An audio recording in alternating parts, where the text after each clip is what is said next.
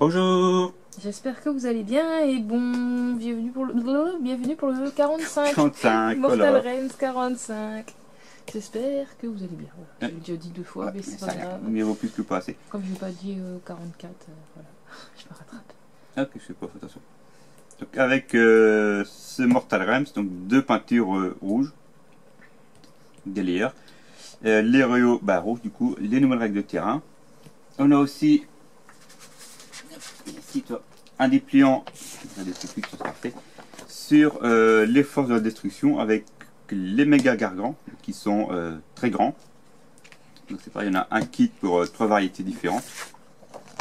Tiens, c'est les ogres que je parlais au 44, ils ont les montures en léger. Donc les royaumes ogres, donc les royaumes ogres en fait. Là j'en ai 2, enfin, un comme ça, puis d'autres variantes. Rangés dans le meuble quelque part. Avec les armées ogres. Une autre variante de gargant, donc là c'est le Brisport. Là on a la 3e variante. On voit les 3 variantes. Donc comparé au Célestian Pram à côté, on voit quand même une différence de taille. Ouais, ils sont vachement. Sachant que lui il est déjà assez grand. C'est pas un forgeoir de ça aussi? Non, c'est Games Workshop. C'est même pas forgeron, c'est en plastique. Avec, quand tu vois Archaon avec sa monture qui fait 30 cm, ils font un peu pas la même taille. Ils sont très très grands maintenant. Mais, moi ça fait vraiment le long de géant. Quand on voit le géant d'avant, il était. C'est pitch. Il était pas si géant que ça, en fait, il était aussi grand qu'un truc comme ça. Donc lui, un Big Chef Orc sur les montures. Big Chef Orc à pied. Là c'est les montures sangliers bizarres. Ça ressemble à un sanglier ce truc. Ouais, si. Bizarre en plus. Ça me fait penser à ceux de Stargate là, dans le film. Et si Stargate le film, quand Daniel Jackson il est assommé là, puis qu'il se fait lécher par une bestiole, ça me fait penser à ceux-là. Les fracos, donc les orques sauvages. Les squings géants. Toujours en plastique, avant ils étaient en résine ou en métal, mais en plastique. La big araignée, qui est assez grande. Flipper. Un ogre. Elle est stylée, Mais toujours pas peinte. Et là, une arme. Hein? T'en as une? Oui, j'en ai une comme ça. J'ai une avec les araignées individuelles, les araignées, puis les géantes comme ça. T'as tellement de choses. Ils sont rangés dans la masse grise avec tous les gobelins. C'est l'armée gobelin, orc et tout la même batte. Donc, comme c'est tout gris, ça fait une masse grise géante. Mais si, j'en ai une.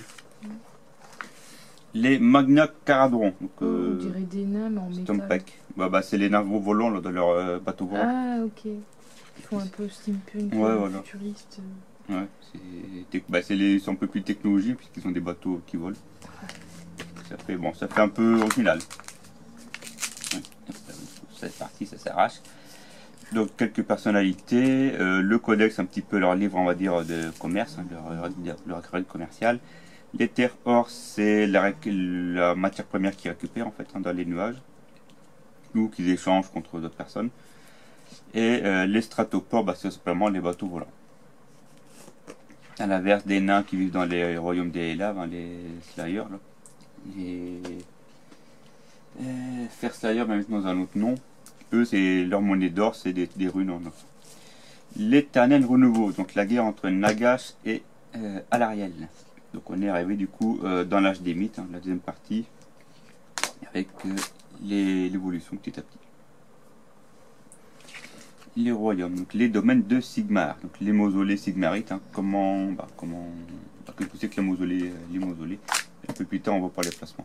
Les tombes des héros, la non-vie, le regard de Nagash et Sigmar. Cité en feu, donc on est revenu un petit peu avec les Caradrons là ici. Je pensais que c'était des Skaven là, mais non. Un buveur de sang contre un bateau roulant. Et la peinture pour les rayons rouges. Donc on a 2 pots de peinture. Un rouge qui me fait plus orange, je trouve ça, fait un peu plus orange que rouge. Donc le Valdaka, ça fait orc, et le Valdrider. 2 layers, donc je sais pas si on les voit bien. Si on les voit bien. Pour des rayons de couleur. J'essaie de voir un truc qu'on le voit bien. Ils sont mal, à séparer des fois. J'ai l'impression qu'il y a un truc qui colle.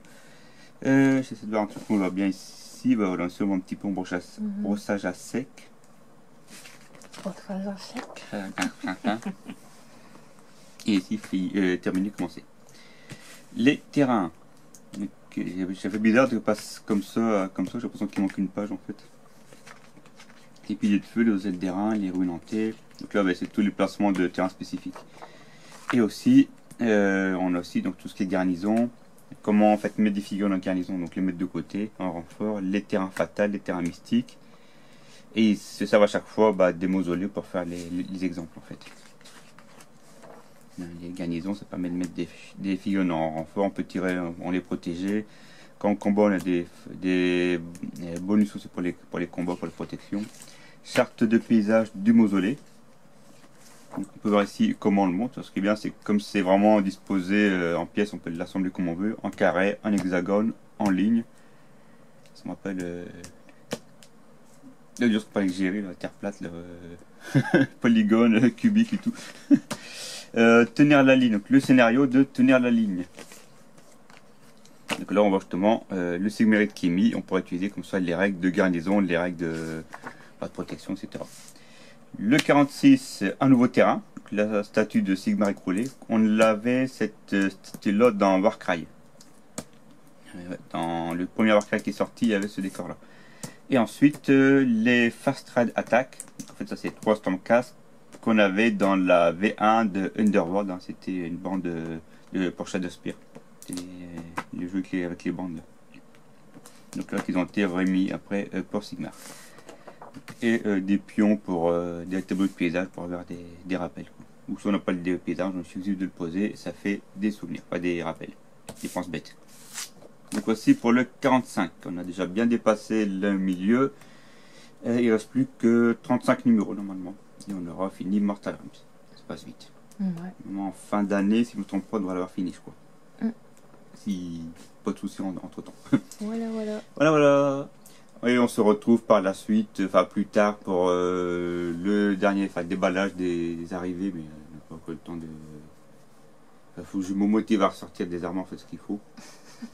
Peut-être aussi par la suite, je pense aussi un déballage sur les 8 dwarfs, pas un déballage, mais montrer les premiers 8 dwarfs jusqu'à maintenant. Tu fais ce que tu veux, c'est ta chaîne. Les anciens en VO, parce que j'en ai 3 en anglais.